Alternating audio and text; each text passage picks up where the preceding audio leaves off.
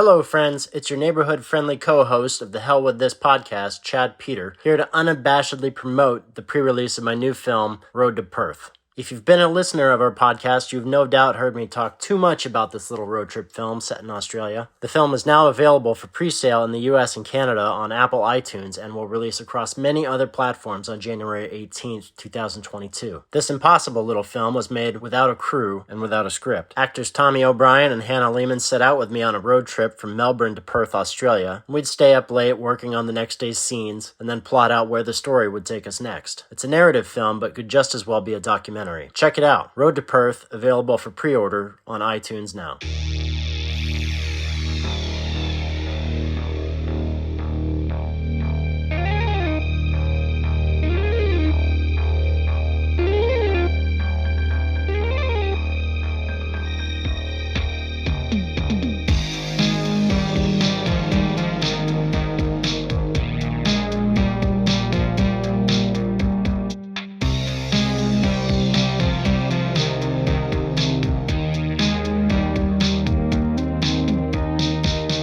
I'm just gonna sit here while Mark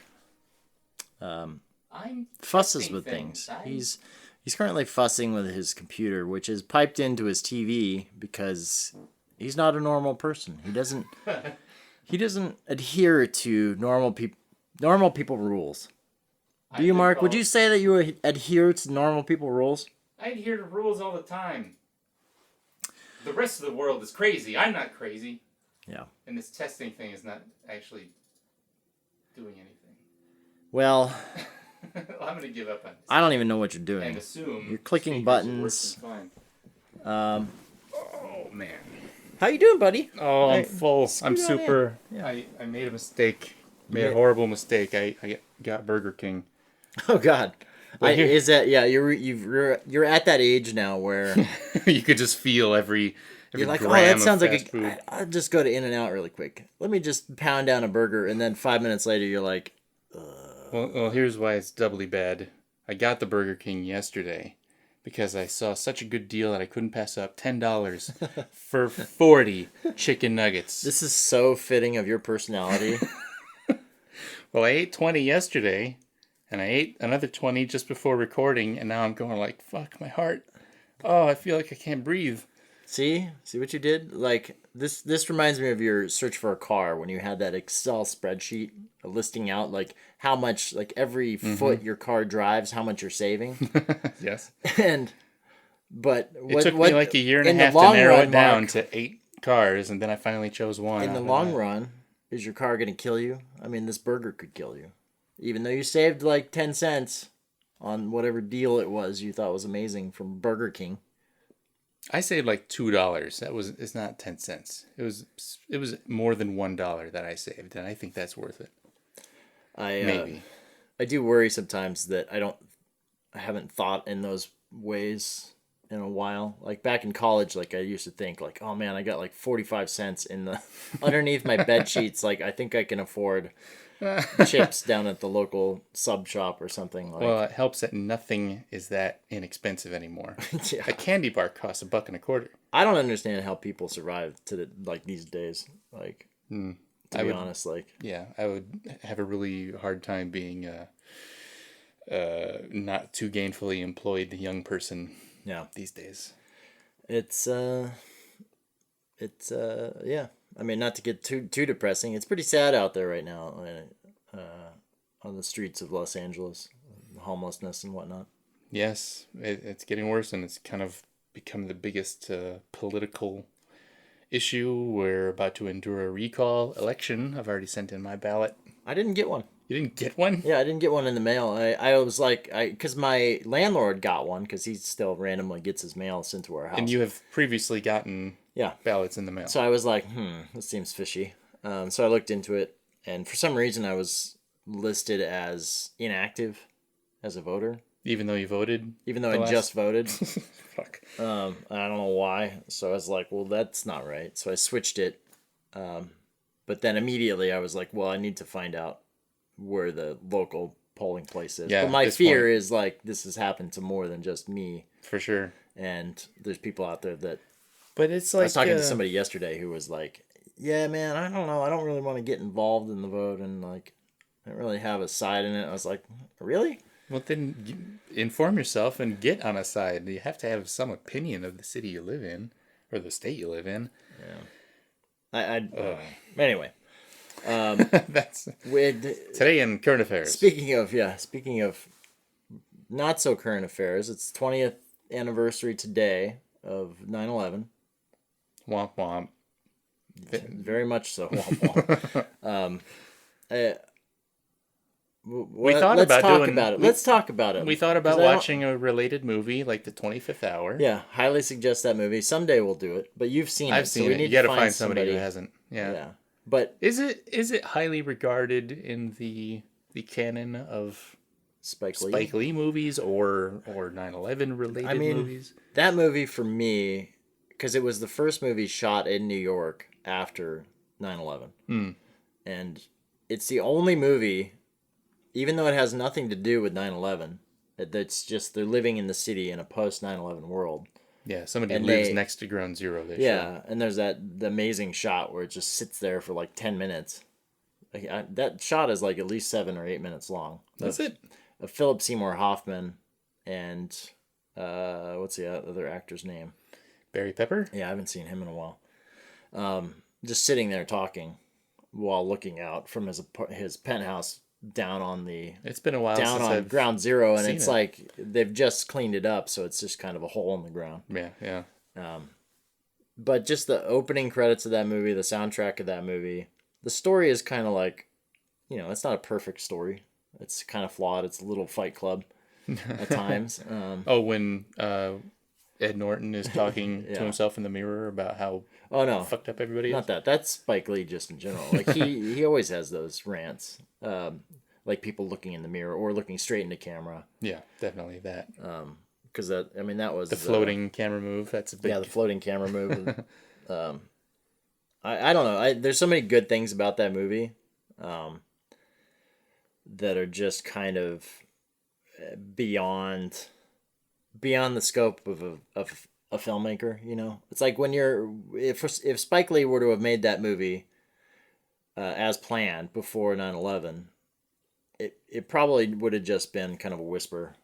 Right. It's just sort of a gangster thriller kind of a thing, but you can kind of feel it's kind of reinvigorated with a different passion that's kind of interwoven into the movie that gives it like this heft that is really, I don't know, I think it's powerful. It's like I said, it's one of my favorite soundtracks of the last 20 years. I guess your mission now is to find somebody who hasn't seen it and make them sit down in front of this microphone. Sit down and watch it. Well, hopefully they'll go do that after they listen to this. And then they can sit with us on the podcast and whatever poor sap we get in to talk about it. Anyway, where were you on 9/11? 20 years ago? Yeah. I was at home. It was like a Tuesday, I think. Yes, it was Tuesday. I think I had the day off of school and work, so I was just like sitting around in the morning. Were you awake? I was awake, yeah. And well, you were Central Time, so that's only an hour different than New York.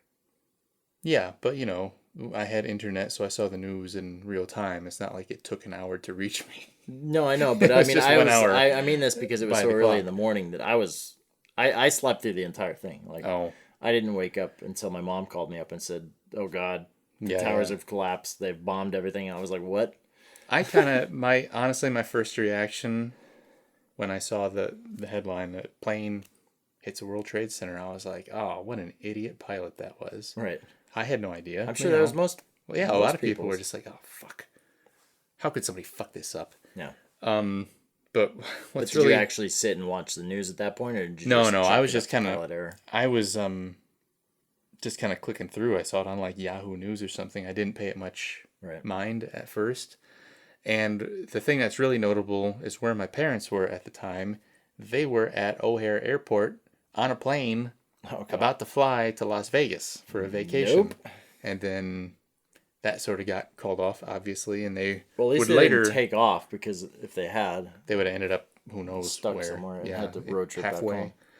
back They made a joke later that every time they try to take a vacation, a war erupts. Because the first time... something that happens? The first time they tried to go to Las Vegas, the Gulf War erupted. Wow. Well, maybe they should just stay home. Yeah. But yeah. The news of it all, like the impact of it all, honestly did not hit me for a long time, despite my parents being on a plane. I think I didn't have any preternatural ability to see what was really going on or something, but I wasn't worried about my parents. Right. Even at the very busy and popular airport like O'Hare, I kind of thought, okay, it's a terrorist attack, but there's no way these people are so coordinated and that they're going to be doing this across the country. Mm-hmm. And as the country turned into this whole, if you see something, say something, citizen police state, where people had a license to harass anybody who looked like they were Arabic or something. Did you feel like you saw that in real time, like on the day, or in the following weeks? In the following weeks, yeah. Everybody was so concerned that it would happen again, and I never felt that way. I thought the whole response to it, all the countries we invaded that had nothing to do with it. Hey, guess what? The hijackers were from Saudi Arabia. We never invaded them because they have the oil. I thought, basically, in general, everybody's reaction to the event was ridiculous. We've spent $8 trillion since then. $8 trillion. That's just gone now. I can also criticize the Biden administration's fucked up withdrawal from Afghanistan now, but we should have never been there. Right. Like, so many bad decisions were made in the aftermath, and it's easy for me to armchair quarterback. I was not there in the room making the call. It's kind of yeah. I mean, the whole Afghanistan thing, it's like, I feel like there's no way out of that was going to be no, of course, good. Of course. I'm not defending this decision either way. It fell so much faster than anybody anticipated, though. It was overnight, essentially. Pretty mind-boggling. It was never going to be good, though. We had to pull out. I just wish it had been done a little bit slower. I don't know. I guess my response to that is, like, what is the other alternative? You've already gone in there, so what are you going to do? It's either you make it a 51st state, which I'm sure every other country in the world would be like, nope. Right, yeah. But if you're not going to put in a permanent police and military force, you really don't have any other option other than to just kind of That's what they were trying to do by training the Afghani army and that's really police. And then, again, overnight, they all just went, we give up. Yeah, we don't want to die. It's not worth it. Well, they didn't want to defend their own country. It's a good lesson, because it's like you're trying to instill your values on another culture that doesn't. Yeah, it didn't grow up that way. It didn't adhere to that, and religious beliefs are. Now, obviously, not everybody in Afghanistan. You and I are atheists, so it's like for us, it's like everything's a facepalm these days. But yeah, obviously, everybody in Afghanistan doesn't want the Taliban to be in charge. But by not doing anything, that's what they got. So by extension, they're showing us what they're comfortable with. Well, yeah, that's a whole rabbit hole for sure. Yeah, I don't need to start a debate on that. Back to 9/11.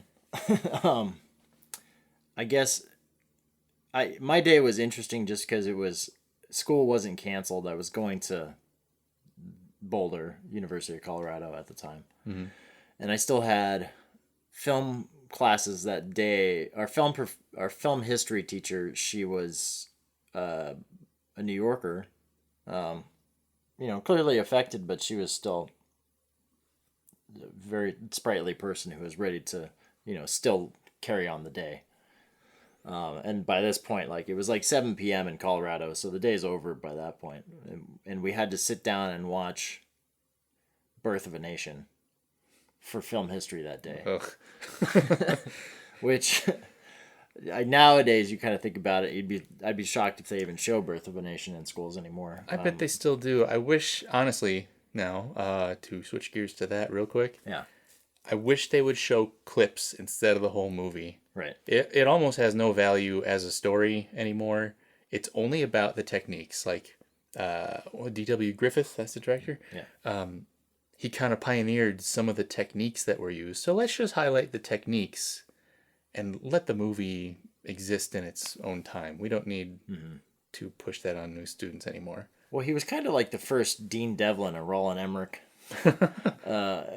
Nothing pertaining to like content of what his stories were about, but he was the first big Hollywood name director. Really, I can't think of anybody else. I mean, there were other filmmakers who kind of came and over the years, like Fritz Lang or like what year was Birth of a Nation and Intolerance? That was like the teens, 1915 or something. Was it that early?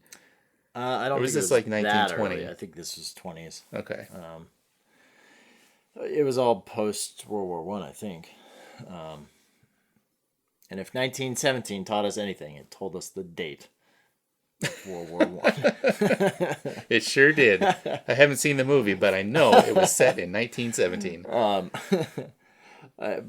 It was just such a weird experience to sit down, and a lot of the class was excused, and you were told that you didn't have to show up that day if you didn't want to.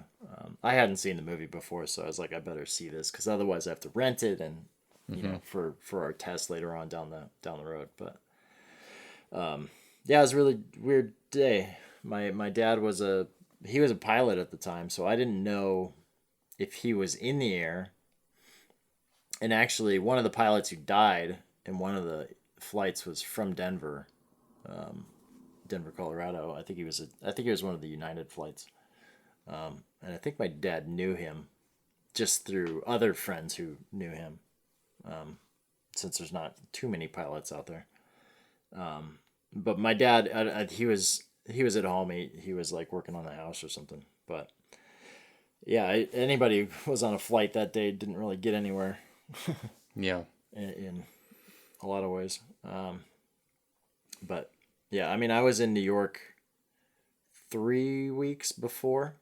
I was there on like August 20th or 21st or whatever. Okay.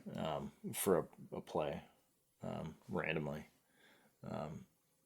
We ended up going to the Empire State Building instead of the Trade Center, because I'd already been to the Trade Center in 1989 with my mom and dad. But and you probably thought, I'll have the rest of my life to see that again. I did, actually. And, I hate it when people say, oh, yeah, I had this little premonition moment. But when we were driving in, when we had just landed at Newark and when I was on a taxi and I looked over at the city, there was a baseball game or something going on, and there was a blimp flying over the city. And the blimp looked like it was going to ram into the Twin Towers from where I was. And I said to my friend Wade, I was like, it looks like the blimp's going to hit the towers. And that was 3 weeks before. And then that happened 3 weeks later. I feel like I should mention now the episode of The Lone Gunman, the X-Files spinoff. Are you going to spoil this for me? I mean, it's from the year 2000. I don't think I'm spoiling anything. Okay. Wasn't even a very good show. Oh, yeah. But they had one episode. Fuck, I forgot they even made a spinoff of those characters. I forget the plot of the episode. It doesn't even matter. But they find out about a terrorist plot to crash a plane into the World Trade Center, and they help avert the tragedy. Yeah. But that came out like a year before the actual thing, and of course the conspiracy started like, oh shit, the terrorists got the idea from this TV From show. X-Files? No, I doubt that, but Yeah, I seriously doubt that. There's no evidence. it probably to had more to suggest do that. with just the fact that it had been a terrorist target prior to that. Yeah, exactly. I think it just sort of every failure that they had previously was just fueling them to try again. Yeah, I don't have much patience for 9/11 truthers out there. And that's a whole other. It started the next day. Yeah. I mean, look, it's healthy to have questionable minds, but that was kind of like another layer of all this conspiracy shit that we're dealing with now. Yeah. So, Speaking of X-Files, which actually actually harbored a made lot, that sort of. but that was kind of like a popular. healthy healthy conspiracy theory? I don't know. I don't know anymore. You think people really took that so seriously that Ashley and I, over the last few years, we rewatched the entire show. And there were actually a few episodes where I'm like, there's assholes talking about this shit in this fictional TV show seriously today. There's some episodes related to some, like the government will use your DNA to track you all over the world. right? That was in the X-Files. And there are people today complaining that, the government wants to alter your DNA with or without this vaccine that everybody's talking about now, Right. for the same purpose. And I'm like, holy shit, this is supposed to be like a fun science fiction TV show. And some people just took it way too far. It's not funny anymore. It's actually, this is a conversation I really want to go down, because what's the responsibility of Hollywood, and what's their, because we've grown up in a culture that is so fanatical about movies, and actually because the Matrix trailer just came out the other day, and like just seeing people's responses and like talking about like the conspiracies in the movie and like what the theories are and all that, and it made me think like, holy shit, it's amazing to me, and I get it, like we're in the film industry, like we joined this creative industry that has all these crazy ideas, and it's fun to think about like stories that really inspired us and all that, but at the same time it's really bred this entire generation of people that it's more important to them, these things, these theories, they and these feel a sense movies. of ownership over their favorite franchise, things like that. I mean, that's another conversation. No, I just mean like having grown up so much on movies, and it's so embedded in everyone's lives that it's almost one of the more important things, more than the realities of a lot of things. And that's kind of where I feel like people have latched on. Movies have always questioned government, always thrown conspiracy theory out there. And so you get everybody growing up on that from birth, and it's like, of course people are going to question things. And Well, yeah, I think like any popular media, it does form culture to some level, but I think it's mostly a reflection. It's the things that become popular because that's what people want. So if conspiracy theories were big in the 90s, there was a movie called Conspiracy Theory, X-Files, aliens, Bigfoots, presidential assassinations. That's what people wanted to hear about for some reason. Maybe it's because life was pretty good in the 90s and people wanted to get some sense of like, oh no, this isn't as good as we think it is. well, There's something under the surface that we don't know about, man. before we started recording, I was talking about 3 days of the Condor. Yeah. I'm always going to say that title wrong, because I feel like it should be 3 days in the Condor, but it obviously has nothing to do with being in a place. Anyway, that movie, which I had never seen before, is very in line with what Parallax View was. Mm-hmm. Yeah, there's a lot of them in the 70s and too. it all was the fallout from Kennedy had been shot, and all these presidents and important political figures had been killed just in the past like 15 years prior to that, and then you've got Vietnam, strong distaste and distrust in the government with Nixon and Watergate, and then you get all these movies immediately after that just question all of it. Of course, those are more based in reality. 3 Days of the Condor is not. Have you seen it? I have seen it. It's been a long time. It's I thought it was based. Honestly, I put the movie on thinking it was about 3 Mile Island, which I think that's a different movie with Michael Douglas. But anyway, it Are you was talking about the China Syndrome? yes, Okay. I think. But this movie was about like a government agency that just literally reads books, and they go through trying to find code, Right. or whatever. And the whole movie starts because he finds a code, sends it in, and the government, part of the government, the CIA, gets the the communication and they respond and say, no, this has nothing to do with anything. Forget it. And it ends up being like someone within the CIA is actually in on this conspiracy. Yeah, because this office found the code, they have to kill everybody in the office now. But it's always, I guess, directly inspired by events that occur. You know, you end up getting movies that are reactions to that. Which I guess 9/11, obviously, the film world has changed dramatically. Whether or not it started from that, there were definitely ripples. I think movies are more serious. I think one of the big results of 9/11 in the culture was that a lot of people thought the end is nigh. Like we're closer than we've ever been to World War III, nuclear weapons. Like we're headed towards an apocalyptic kind of scenario. But we never really got those kind of movies out of. Are you kidding me? The zombie fad came back after that. Yeah. Things like The Maze Runner, Hunger Games, all of these dystopian sci-fi action type things started becoming more popular, and I think a lot of it, like, people started making them because that was just in the air, and then they stayed popular because a lot of people are the types of people to think, well, if that happened, I would definitely be the kind of person to survive. Right. Like, I would be the hunter-gatherer that the whole village depends on. The meathead. It's like, no, all of us would fucking die. Are you kidding me? It's interesting because we think about, and a lot of the problem with America today, if we really want to go down this, is America. Well, it's like, I mean, I grew up in a very centrist, I guess, kind of area of the country. Like Colorado's it's a swing state, basically. Mm-hmm. You know, you get, and I think that's why there's a lot of violence there, like Columbine or Aurora. Because it's these two worlds kind of colliding. Exactly. Or tugging war. Colorado Springs is a crazy place, and, you know, sorry, Colorado Springs listeners. But you're all fucking crazy. Colorado Springs sounds like such an idyllic little town, and it's got like a horrible murder rate there. Like that dude, the homicide detective on the Travel Channel or whatever. He was a detective in Colorado Springs. Really? I forget his name. It's honestly a strange place, and I never really enjoyed going down there. I mean, NORAD is right there.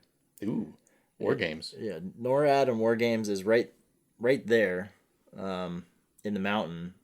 Like the Air Force Academy is there, but then you've got this super religious sector that's there. The one that had like a huge falling out, and he ended up being a gay priest who like molested all these kids. Isn't that always seems to be the status quo for the church? Like that was all out of there. I forget what it was called. Was it like Friends of the Family or something? I don't know. But I don't even know where I'm going with this, to be honest. But what I was saying is, our generation seems to be the ones that has the people out there as the Proud Boys. You know, people our age that grew up on the same kind of movies as us, and I always just wonder what was the thing that kind of shifted them, that basically radicalized them, essentially, which is basically what it is. And is our network still making that show Movies Made Me? Is that still in production? Because they should get a Proud Boy on the show and figure this shit out. Oh, God. Yeah. I wish I could say that I don't know a few, but there's been some friends of mine that have kind of gone off the deep end. I don't really talk to them anymore. You know, but it's scary. You take somebody who grew up relatively the same, but then there's just something that sends people off in this wild different direction, and how much of that has to do with media and well, yeah, a lot of it is media that the person chooses to consume, but then if we need to bring in social media, algorithms from Google News and Facebook and whatever, things that see what you like, what you respond to, and feed you more of it. Right. So I think, like, in a world without any of the Facebookness of it all, with no algorithms, and it was just newspaper websites, say, all of these ideas and opinions would still be out there, but all of this shit online on the internet has driven it to extremes that we have never seen before. Well, it kind of terrifies me because it's like growing up, like we are the first generation that really grew up in our teens with the internet. Dial-up. Dial-up. At least yeah. there was a natural limitation on dial-up because most households only had one phone line. Yeah. And if I was trying to play Duke Nukem 3D with my friends over the they couldn't internet, play. nobody could make a phone call. So I had to get off of the goddamn computer at some Right. point. Now, Well, we now can just you do it could all day. just be, yeah. Get it in our pocket. That's actually, I actually wasn't expecting it much out of the Matrix trailer. Like the new Matrix that's coming out. I was like, do we really need another Matrix movie? But the trailer, I was like, oh damn! Like if they go down that road where it's more of a reflection on current society and how technology's kind of adapted since the Matrix came out, I was like, that's a really fascinating way to go at this movie.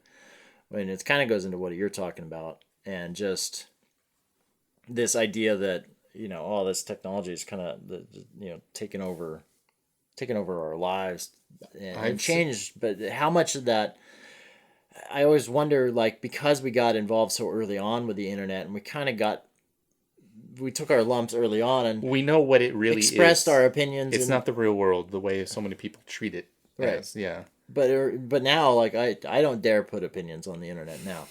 But, like, we got it out of our system early on, but now you've got a whole generation of people coming in who didn't. Yeah.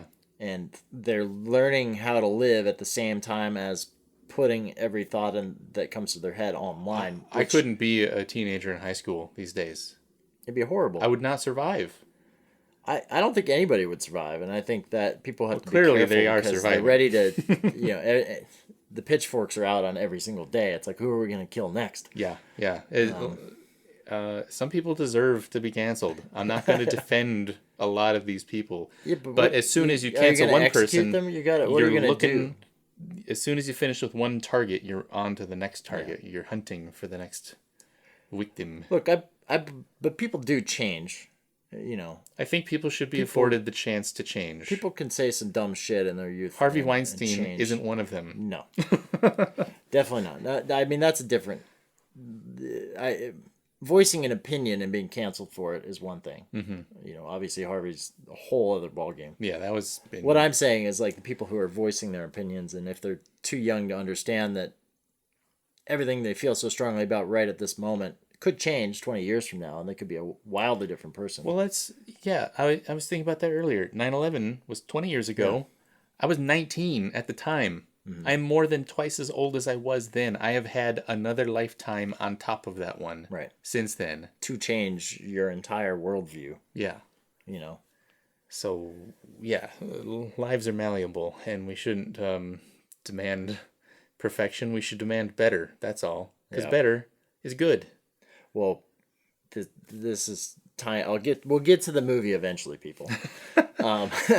But I just wanted to bring it all back to, when we were on the internet in our early youth for the first, let's say, 10 to 15 years, which would take us all the way to 2010, really. I still feel like most of my family and some of my friends from high school and whatnot, there was a vast majority of them were not online yet.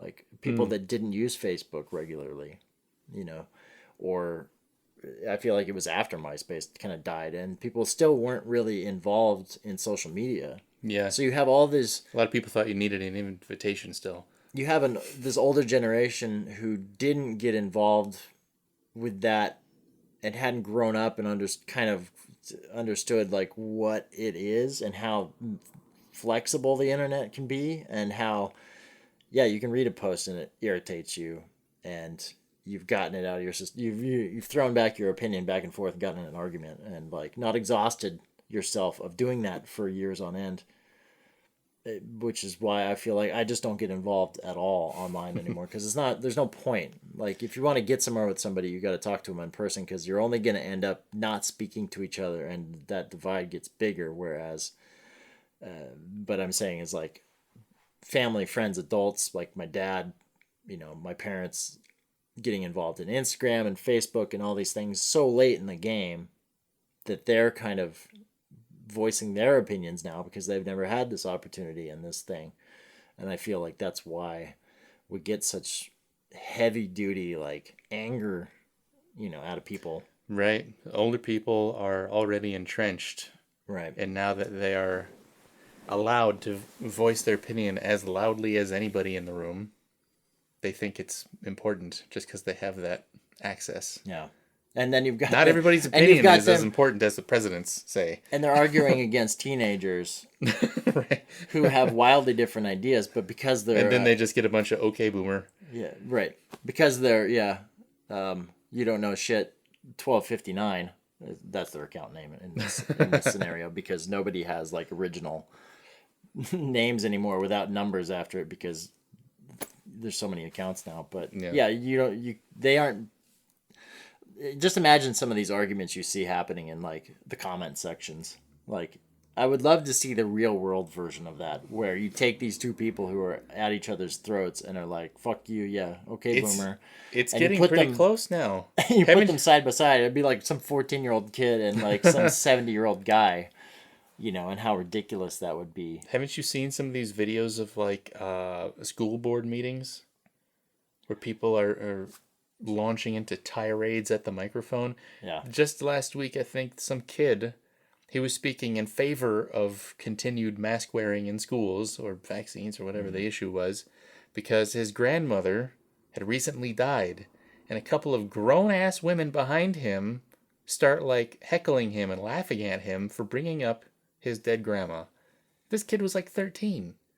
What kind of a sick fuck feels it's okay in a public setting to like poke fun of some, not even a teenager probably, for having a dead grandma, and he wants to prevent other dead grandmas from happening?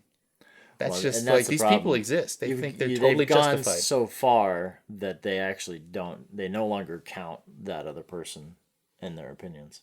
Yeah, like they're essentially just a void of flesh walking around that they can, essentially discount because for a number of reasons. I mean, oh God, we're going to end up on this topic forever. But people have been trained now by the internet to think that controversial opinions, because they get a lot of interaction, they're important and valid, and that's just where people go immediately now. People think it's okay to say the most awful, horrendous thing just because it gets people to take sides for you and against you.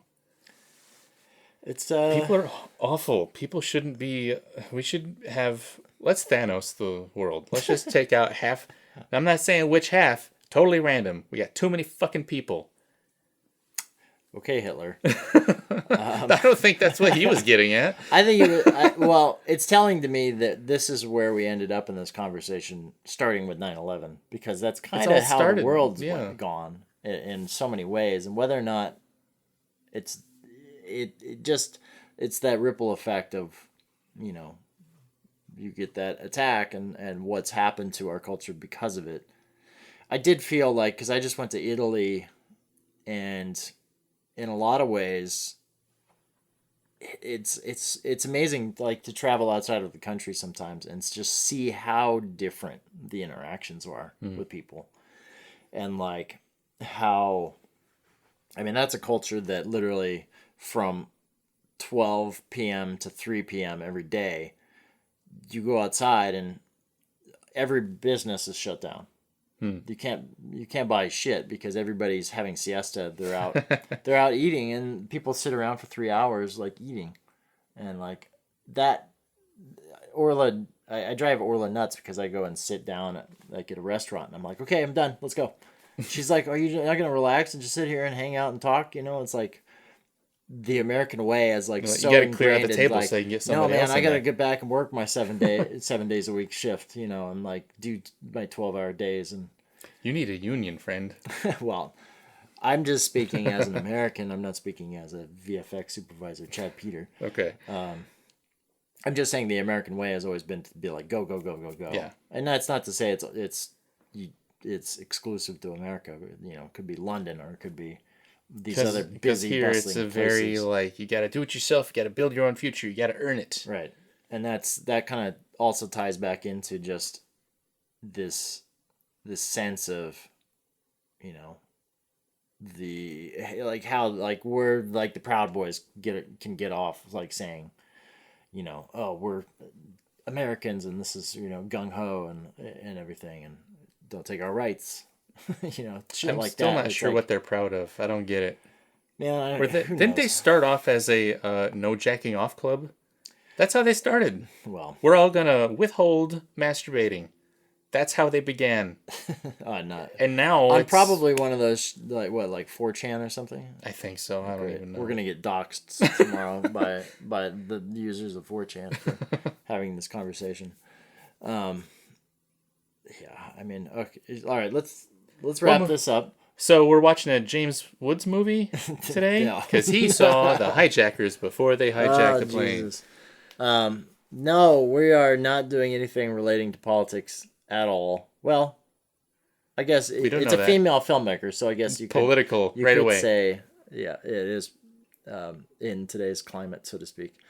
The movie Booksmart, which Never has seen it. nothing to do with 9/11, nothing to do with anything that we've talked about. I just thought it was. I don't know. I'm pretty sure the terrorists could read books, so We were just obviously looking connected. through movies that you hadn't seen, and I was like, I love that movie. I think it's a great movie. I think that people should see it. It's the super bad for girls, as people have said it. Sorry, super bad for women. I've never heard that description. Really? If I had, I probably would have made it a point to watch it sooner than now. Yeah. Well, I guess it's not convenient, but you know, it's coincidental maybe that it stars Jonah Hill's sister as one of the two main characters, who kind of plays the Jonah Hill character from Superbad. Okay. But and that's not to I don't want to discredit this movie for being unique, because it's very unique in a lot of ways. So It's not just a copycat. I think you're gonna love it, but I let's hope I do. see. Let's do it. Because when I said, "Oh yeah, let's watch Booksmart," I could see your eyes glaze over. I guess I was confused. It 'cause wasn't that I gonna- was going like, "Oh, Booksmart, I don't want to watch that."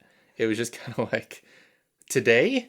Of all Why? things. But no, I'm totally fine to it. It because doesn't I have to be thematic. Because 9/11, I don't want 9/11 to be a holiday. Well, hey, this is a post 9/11 movie, so Sure, anything that came out technically, after 9/11. this movie was affected by 9/11. Ultimately, Shit, you know what was affected by 9/11? Spider-Man. Uh, We should do that. which one of the 45 versions I've seen? Because you've got Spider-Man up on your wall right now. Yeah. Oh, that's right. I forgot it because it was. What was it? The second one or the first one It was the first one. that The had the teaser Twin trailer. Towers? Yeah, the teaser trailer had Right, the Twin right. Towers with a giant web in between. Right. Of course, that wasn't even in the fucking movie. Goddamn teaser trailer. Well, where was Spider-Man on 9/11? Not on the plane. Crickets. Oh no. Okay, let's All roll. right, Let's roll the we thing. better before we say something stupid. All right. Oh, too late for that.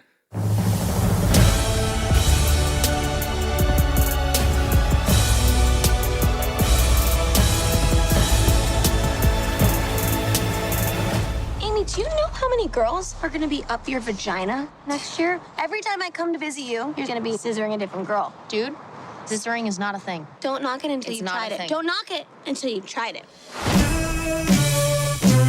What if I don't use my hands?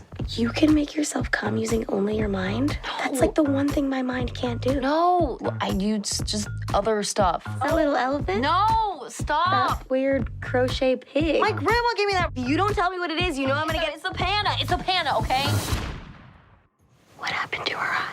That fell off way before anything happened between us. We missed out. We didn't party because we wanted to focus on school and get into good colleges. And it worked. We are not one-dimensional. We are smart and fun.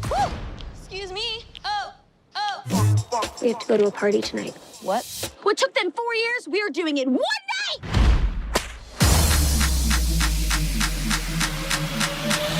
No. Not acceptable. This is not okay. Who allowed you to be this beautiful? Who allowed you to be this Who beautiful? allowed you to take my breath away? Prepare to get bashed! Not in like a violent way, completely consensual bash. Prepare to get consensually bashed, they'll say. I'll have them change it.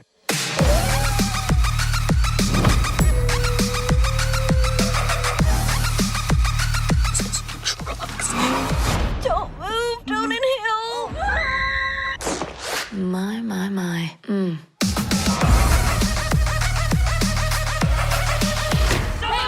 What the fuck is this? Ask the questions. Tonight is your night.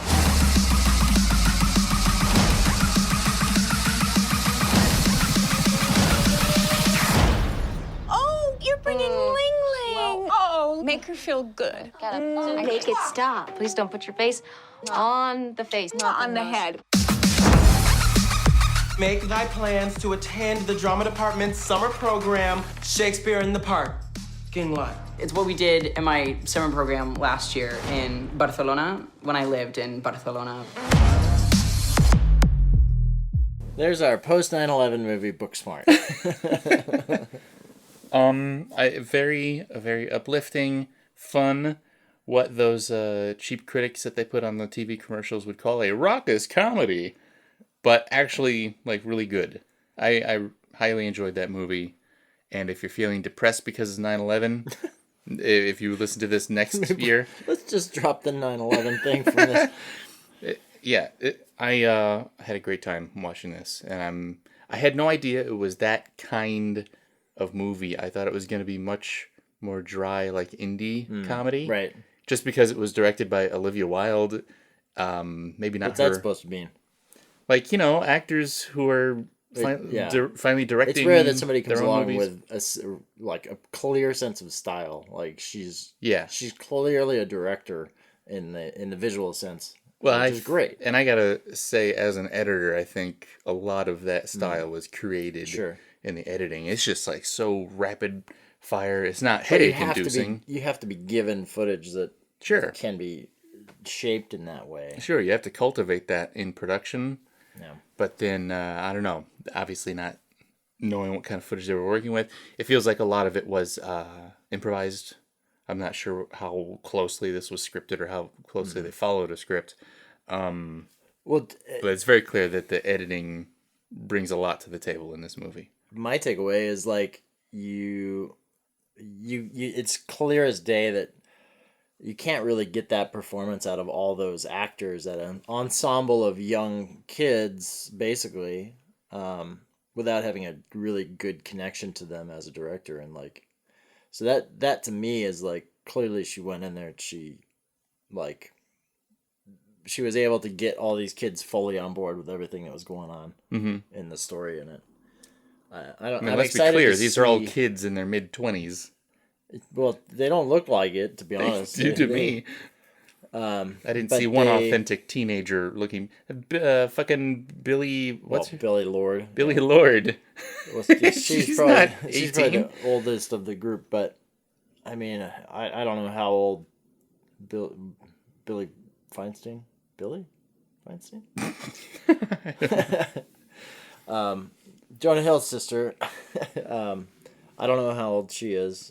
Or the other girl. It's such a all the new faces. Like I'm sure these young kids these days probably know all who these actors are because they've been in other things. I'm sure, but I don't really recognize anybody outside of Billie Lourd and Ted Lasso. Jason Sudeikis. Jason Sudeikis. Who was, I kept on thinking that the best friend character, what was her name in the movie? Not Molly. The other one. We're terrible at this. Is it Amy? It was Amy. Sure. Let's go with Amy. She reminded me a lot of the main character in the Last of Us games. Like she's the girl that you're helping get through this like post-apocalyptic wasteland. Yeah. And if they don't cast her in the Last of Us TV show, they already cast it. Well, I'm not going to look up who's in that, but if it's not her, I'm going to be super mad. Sorry, I don't think it's her. I'm going to be super mad, and that, I guess, we should compare this to Superbad. No, they cast that Game of Thrones actress. Did you watch Game of Thrones? No. Well, then you're not. I think every single one of those people is overrated. That's all I can say about Game of Thrones. Yeah. Oh, wow. Shots fired. Man, we're hitting all the subjects on this one. Very controversial. I don't know. When I saw this, I was like, oh man, because every so often I feel like it's almost generational. There's always a good high school movie every generation. Mm-hmm. Well, I think there are a lot of attempts at being that movie. Yeah. I don't know that this was successful. Was it a huge hit and I just didn't make it out to the theater? I don't remember hearing it was. I remember it was well received. I heard a lot of good reviews, but I never people just didn't paid much see attention. It, yeah, nobody really saw it. Like I went, Orla and I saw it in the theater, and she didn't want to go. Did she change her tune after she saw it? She loved it. Good. Yeah, I think it's one of those movies where it's called Booksmart. It's starring people you never heard of, probably, and you go, "What is in this for me?" But honestly, within 2 minutes, I was invested. I was in. Yeah. You could see immediately what you were kind of getting into, because the characters are really compelling, and of course they're extreme. They're examples of the archetypes that exist. So maybe they're drawn a little too heavily, but they're kind of done in a high schoolish kind of way. Yeah, you can sort of see these characters and people you remember from high school and in yourself. Yeah. I really identified with the two mains a lot. Not because I was class president or valedictorian. Just because you didn't party. I super did not party. And you were a virgin. Some would say I still am. Yeah. It reminds me of those periods of time where there was just always some absolute dumbass in school who was just always the goofball sticking forks into sockets. Right. This happened in my school. I'm sure it's happened in other schools, that was kind of the vibe. Not that that's a good thing necessarily all the way through, but that's more or less what this movie captured really well. We had the kid who owned a classic car and would do donuts in the parking lot. That was his whole thing. That was his claim to fame at the school. He was guy of the car. Right. It wasn't even in good shape. It was just old, so it had some sort of cachet. The teacher who was a little too close to the students, where you're kind of like, something's going on there. But when you're a kid in high school, you don't think much of it. Right. But you look back on it now. No, we thought of it a lot at the time. I guess it was mostly the male teachers. We kind of went, Yeah. Ours was a bit of a mix. We always had male teachers and female teachers that always seemed to get a little too close to the students or have... But you look at it and I'm like, oh yeah, those teachers were actually in their late 20s. Mm-hmm. It's mind-blowing to me now. Yeah, this was their first job after they finished their I can't education. even imagine, a 29-year-old kid teaching college kids or high school kids. It's kind of funny to think about, but yeah, it did take me back to that sort of era. Kind of reminded me a little bit of Can't Hardly Wait. Sure, yeah. It's all centered around a big party where everybody's trying to get in their last... What high school movie isn't? Because even Superbad, which I know this gets compared to a lot. Beanie. Beanie Feldstein. That's it. Beanie. Sorry, Beanie. Jonah Hill's sister, and I know she's probably tired of hearing that. But I have my own name. Just that connection to Superbad in that sense it's almost like a decade after. Right. But it feels similar. It was the kind of energy you got when you saw that movie. You're like, wow, this feels like a whole other level. Yeah, this is very similar to Superbad, of course, but it is its own thing. I think this gets deeper into its characters than Superbad ever did. Yeah. Because it was more concerned with being... who's the producer of all those movies? And Seth Rogen? No. The guy who made Freaks and Geeks. I forget his Judd name. Judd Apatow, yeah. It was trying to just be another Judd Apatow movie, mostly. It had a few good moments between Jonah Hill and the lanky guy, Michael Cera. Yeah. But this movie overall, much more concerned about our characters' inner lives than just hijinks. They have hijinks, and they are good. Right. I personally love the party on the boat, which has nobody there. Nobody attending. That's why I don't throw parties, because I'm afraid it's going to be like that. Even on a smaller scale, I don't want to be the guy who has nobody show up to his party. That's how I felt about the table read last night. I was like, oh God, You only were missing 2. What if like 4 people show up and we have to spread? I mean, we already had like 35 roles to spread out amongst 8 actors. I think if it was 4 people plus you, we could all just read the script silently in our own corners and give you notes after. Yeah. Yeah. Does it? It's funny. Like, I'm excited to see what Olivia Wilde directs next. And I'm terrified of the moment that Marvel hires her, and just like every indie director that has a sense of style that gets hired to Marvel, they never do anything beyond comic book movies or studio films that kind of destroy their careers. But you think that's destroying? Destroy by as in like by giving them a lot more work. Yeah, selling out essentially. I know she did. She just finished something not too long ago, a year ago.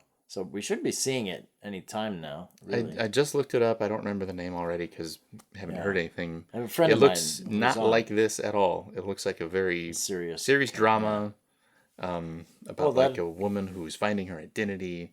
Yeah. And you could say this is about women finding their identity, but it's not really a drama. Right. There's dramatic moments. Sure, of course. There have to be. Following the save the cat formula. The stop motion animation sequence. That was unexpected. Yeah. This is not the first high school movie you've brought to the podcast. You brought in that documentary. I find well, that was a documentary, but I mean, even that has a lot of similarities to this, to be honest. I think that's maybe what I like about high school movies and why they're always so kind of popular and people like to rewatch them is because everybody went through those experiences. It's revisiting that moment where you think every decision you have made up to this point, including right now, is going to change your life forever. Yeah. And in a lot of cases, it just doesn't. Right. We mentioned earlier, people can change. But they say, this is the best time of your life. Enjoy it. And you're like, whatever, man. Whatever, boomer. Yeah. And you think about it and you're like, well, it probably was actually. Like, I mean, it was a good... Not that high school was great, because you certainly were surrounded by idiots who loved to bully and all that bullshit. But it's... We had one kid who liked to pretend he was a dinosaur. T-Rex arms. Velociraptor, I think. Oh my God. But that's another story for another time. What's your favorite high school movie? Ferris Bueller's Day Off. Is it about high school? It's high school adjacent. He's skipping a day of school to go have fun. Yeah. It's very similar. It's whatever the handsome boy's name is in this movie that she has a crush on. The one. This is Ferris Bueller's Day Off is perhaps a day in that guy's life. Right. Like, what's it like being on the other side of that popularity point that I never existed on? But he still has a friend in Cameron Fry, who comes from that uptight background, who's like, we're going to get caught, we're going to get in trouble, let's not do this. Yeah. I've always been concerned or curious about how they're friends in the first place. Oh. And I think it's because Ferris likes having somebody he can push around. Probably. Just like in this movie. So you're saying Ferris is an asshole? He's totally an asshole. Doesn't mean he's not likable. But yeah, I think Ferris Bueller's Day Off is it just brilliant. Because you grew up in Chicago and so you feel a closeness? No, I didn't visit the city a lot when I was a kid, so I did not really associate the movie. That was you visiting the city as watching Adventures in Babysitting and John Hughes movies that were written for Chicago. Right. Well, I mentioned during the movie, this feels like John Hughes for the 21st century, finally. In a way that Superbad was not, because that was still a Judd Apatow thing. It had his thumbprint all over it, I feel. Still a good movie. Yeah. But this really does feel like it's living in these high schoolers' lives. Right. It's on their level. It's not making fun of it. It's just existing there. Mm-hmm. And that's something John Hughes is really good at. Right. None of them are enemies, or I mean, they can be enemies for a minute, but they're all kind of humanized in their own way. Mm-hmm. Even the teacher who sleeps with a student, like, is kind of I love that little Is it scene. just because? Oh, you guys going to a party? How weird would it be if I showed up? That'd be pretty weird, huh? I should do that. She walks in 5 minutes. It's I'm trying to think of all the other high school movies because it really is kind of, if you nail it, it's a good way of making a mark, I guess, like Brick. You know, Brick was a high school movie, sort of. You know, didn't spend much time at school. High school adjacent, just like Ferris Bueller. Yeah. You know, but of that time, you know, frame, that super was bad, obviously. Brick kind of uses that almost as a joke, because instead of being the wild card detective meeting with the chief, right, he has a meeting with the principal or the vice principal. Mean Girls, Clueless. Yes. Same vein. Fast Times at Ridgemont High. Heathers, I guess you could Napoleon say. Dynamite. I mean, there's so many. Yeah. Napoleon Dynamite is probably, it's got to be the most surreal. Is it its own genre? Yeah, because it's not, I don't know what that movie's about. I know what happens in it, but I don't know what it's really trying to say. Is that more in line with what you were expecting this movie to be? I guess more, you said indie. I was expecting like more static shots. More nothing. Francis Ha. Gotcha. Black and white. I knew it wasn't in black and white. Black and white, no Baumbach movie. But just like super quirky characters that are quirky just to be quirky. Mm-hmm. Lots of ukulele playing and such. Right. Pleasantly surprised. I can't say it enough. I had a feeling you would like it, but we'd be hard pressed, I think, to find people who didn't enjoy it. To be honest, I got to look up the Rotten Tomatoes score on this. If it's it should be anywhere below. It'd probably 90. be those Proud Boys we were talking about, who were like.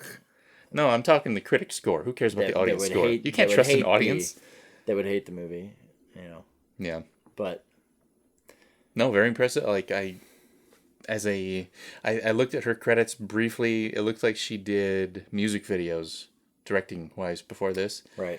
Obviously, she's been on set for plenty of movies, so she should have some idea of what to do.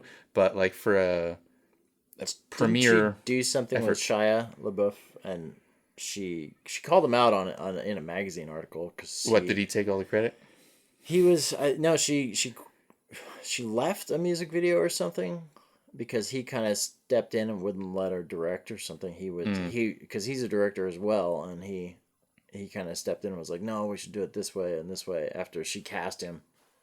Or maybe she did it and she just said the experience was horrible or something. So she was like, she has a no asshole policy. Yeah. That's what I've read that. Yeah. She's like, I will not work with assholes. And I like how just about everybody who hears that would be like, well, it's a good thing I'm not an asshole. Right, yeah. But the thing is, you don't really know most of the time if you're the asshole It's hard to until tell. later. Right. And when you're in a bad situation or something, you see how somebody, you know, shows their real side, I guess. Yeah. People, how they handle stress. Yeah. Or pressure. Yeah, I don't know what else to say about the movie, really. I mean, visually to me, it's quite appealing. Like you said, the editing is great. Yeah, there are moments when it slows down, but they are not dull. Right. Well, there's a lot of jump cut moments that are unnoticeable jump cuts. You know, it's like they're about to finish something, and then it just kind of ends and goes straight into the next moment. Like there's and I have a feeling a lot of that was due to the improvisational nature of it, where they didn't have a planned ending to whatever scene, so they just have to get out of it and move on to the next thing. But it doesn't look like a mistake because they make it a thing throughout the movie. So it feels like, oh, that's a style now. You got to lean into that stuff. And so many people try to make it perfect. Right. It's not a fucking Fincher movie. Oh. How dare you? When you have those kind of flaws, sometimes there are no ways around it. You have to make it work for your movie. Yeah. I would say... there's one scene in particular where Beanie Feldstein she gets in the car with AAA, the other girl, who's known for picking people up and giving them a ride home, amongst other things.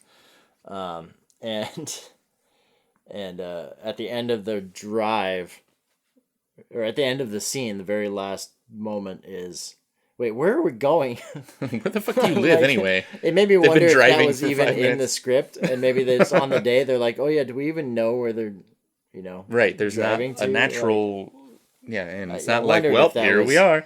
I wondered if that was ad-libbed, but I mean, it's such a perfect cap to that scene. It was probably scripted, but yeah, there's not many moments though that feel completely unscripted. That's the thing. I think the moments where they kind of bounce back and forth between the two characters doing goofy Where they're just impressions, right? riffing Yeah. and all of the constant self-congratulatory praising. Like, they're really over-praising each other as Right. friends. You're the most beautiful creature. Oh, stop. in- Oh, stop. Right. Oh, stop. No, keep going. Keep going. Call the police because someone has stolen my breath. That struck me as the most improv that was probably done in this. Yeah, and they are very good. I'm sure at some point somebody was feeding them that stuff off camera, but it still Are you plays trying to say naturally. they don't have enough talent to act that out? I'm saying I don't have enough talent to do all that, so if your I have brother a hard. was Jonah Hill, I have a do you hard not time think you'd have a imagining wealth anybody of- else can do it Yeah. Well, because I'm so bad at it. yeah, you and I are not good. I've tried to improv in scenes that you filmed, and it doesn't go well. I beg to differ, actually. Some of the one-liners you had from, I think it was the role-played episode number 2. When I do remember when you when had Zelda. to act as Zelda Williams' boyfriend, That's right. and you had Hashtag Zelda Williams. Hashtag Robin Williams' daughter. just some of the lines that you came up with, like when you flushed the toilet and you walked in and you're like, work, work, work. I don't know. It's like, where did that come from? I think, I didn't know you were an actor, and so many people have come up and said that about your acting. So how dare you say that you don't have any acting talent, Mark? Okay, thank you. I appreciate How it. dare you? Let me add something on top of that. Maybe I've had a few bright glimmers in my short acting career. I do not have it in me to withstand an actor's lifestyle No. of constant rejection and going from job to job every couple weeks. Don't you have to and deal with that every auditions. day anyway? No. Yeah. At least I can stay on a job for a few months. Yeah. Yeah, I mean, going to auditions and having to speak in front of people who are on their phones or that are literally judging you, that's their job. Yeah, and now auditions are over Zoom and shit. No way. Well, that's... I don't have the kind of... That's the I don't have worst. the chops, you might say. Like, if you Yeah. want to cast somebody, some character that is me, if I can show up, sure. I can be me. I'm good at that. I feel like it's dangerous for an actor to get cast over Zoom because it's like you don't really get to... It's tough to, communicate over a computer, but at the same time, it's different than being in front of other people and having to perform. Right. When an Yeah. actor's in a room with you, there's like pheromones at play. Pheromones? Yeah, I'm saying you're getting a chub whenever you have a good performance. What? Oh, man. We just went off into a whole other direction. Ladies and gentlemen, Mark Heiliger. Improv. Getting- Improv getting- master. Getting chubs. No, I'm saying you. You are. I am. You are. Well, auditioning is interesting just because it's amazing when you see somebody come in and it's like it really is like you know it when you see it kind of thing because it Yeah. does some people just like wow, okay, that's But at the same time, auditioning itself is such a specific art form. yeah. To be able to show up in a room with strangers and like blow them out of the water in those 5 minutes you have them is different than doing the role for real over Right. a month or two on a film. Yeah. But you have to be able to do one to get the other. Right. So just all this shit, it's not for me. It was never gonna be for me. Never had an aspiration to be an actor professionally. I'm right there with you, pal. Plus, I have stage fright. I don't like the attention. Yeah. I liked acting class. I've taken that a few times, but it's not. I do not like the first moments of being on stage are always the worst. You know, it's like once you kind of ease your way into it and you're you start going along, it's fine. But that first, like, gotta go up there, gotta start. Don't forget your lines. If you forget a line, how fucked are you? You know, that's the hardest part of acting. I feel like I can get into a moment and in a character's head, all right, that's fine. But remembering every line of dialogue for the entire, like, on a stage play, can't do it. I don't have the memory for it. When I was in one of those classes, I just needed to get through the scene once, you know, just to get through it, no matter how bad it was. Right. And the one time our acting teacher was willing to let us do it without stopping us, I stopped because we hadn't done the end of the scene in so long. Yeah, you forgot. I was like, fuck, what is the line? Like, and I just was like dead. Yeah, unfortunately, it was just for a class and not for a bunch of other people. But it was, I mean, that's the hardest thing. It's like you need to be in an environment where you're allowed to fail, but fail and get through it, not just fail and stop. Right. Yeah. But I don't know what that has to do with Booksmart, but other than the fact that this is a very talented young cast. And I'm sure, just like every other high school movie that starts the careers of so many people, like Superbad started the careers of, I mean, Jonah Hill was obviously already a star. Emma Stone came out of nowhere. She wasn't a star before that movie. Right. But then before that, Freaks and Geeks, everybody on that show now has an amazing career. Yeah. Michael Cera already had Arrested Development.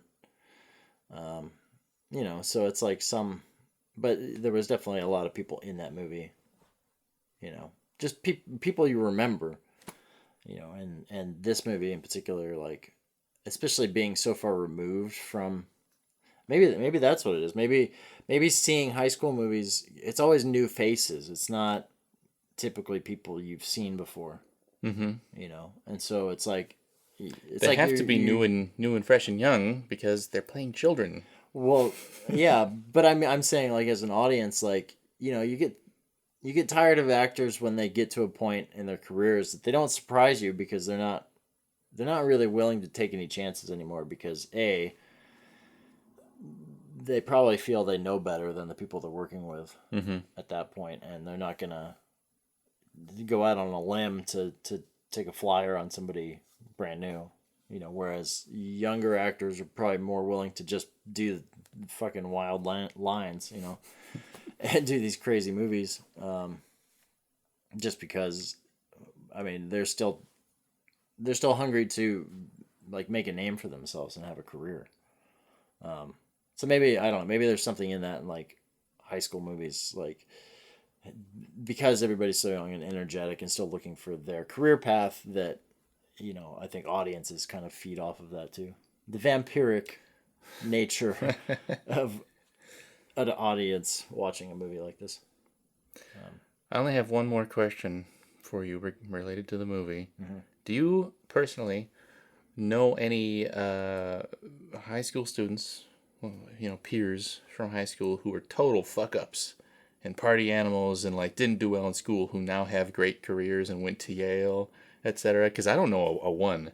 I think all the people I know who, like, buckled down and tried to do well, they've all done well. I mean, it's not like they're all fucking crackheads who, if they didn't graduate with a high GPA. Right. But I haven't heard any stories of, like, oh yeah, this guy runs a multi-million-dollar company now, and, you know, he was found passed out drunk in the front yard after a party.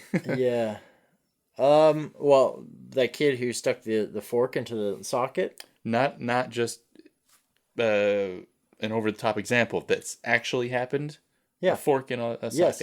Okay. He electrocuted himself. Wow. Now a captain for United Airlines who flies 777 Airlines.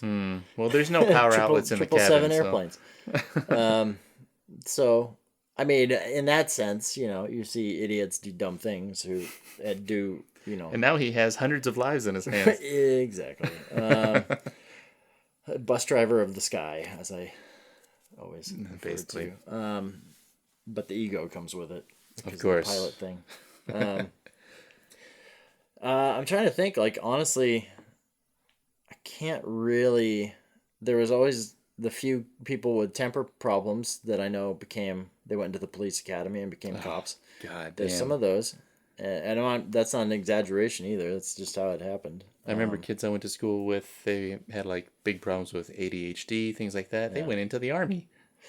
Yeah, it happens. I can't think of anybody offhand that was a bit of an idiot who became extremely successful. Because that is the conceit almost of this movie, that all the kids who seem to just fuck off the entire 4-year span of high school, right? They're still getting into Harvard. They're still going to work for Google with no degree. Georgetown. Oh, it was my 5th choice. Harvard, yeah. Like, my friend Courtney went to Harvard on scholarship. She was not a partier. She was fucking on the books all the time. Great grades. It paid off for her. Yeah, I don't know anybody else who went to Harvard. Some people are great at school. I was terrible at school. I was not like top of the class. I was probably in the top 60 of my class. I did well. I did fine. I wasn't a bad student. But I've always been a better student than an employee.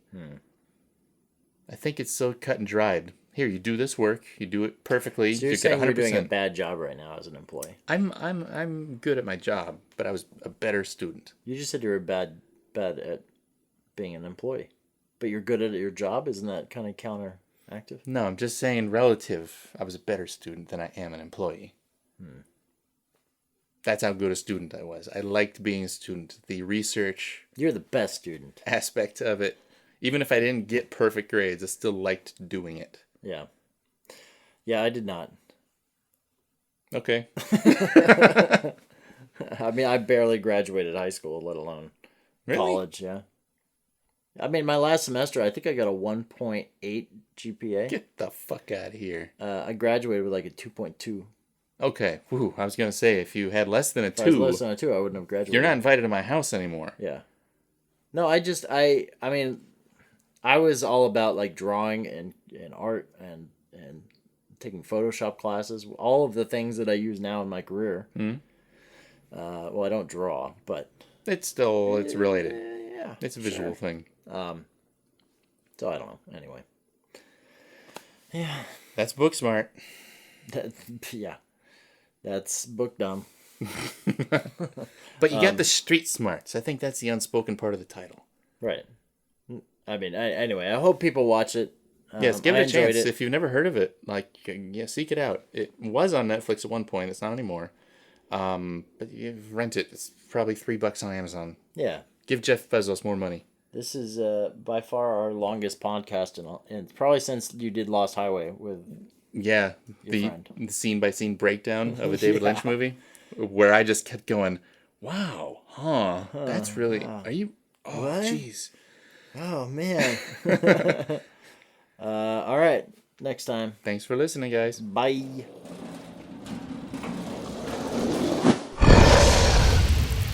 It's Dragon Wagon. If you are enjoying this podcast and other podcasts on the Dragon Wagon Radio Network, be sure to check out the Dragon Wagon Shop. Awesome t-shirts and mugs from your favorite shows so you can tout your podcast pride all while supporting your favorite podcast network.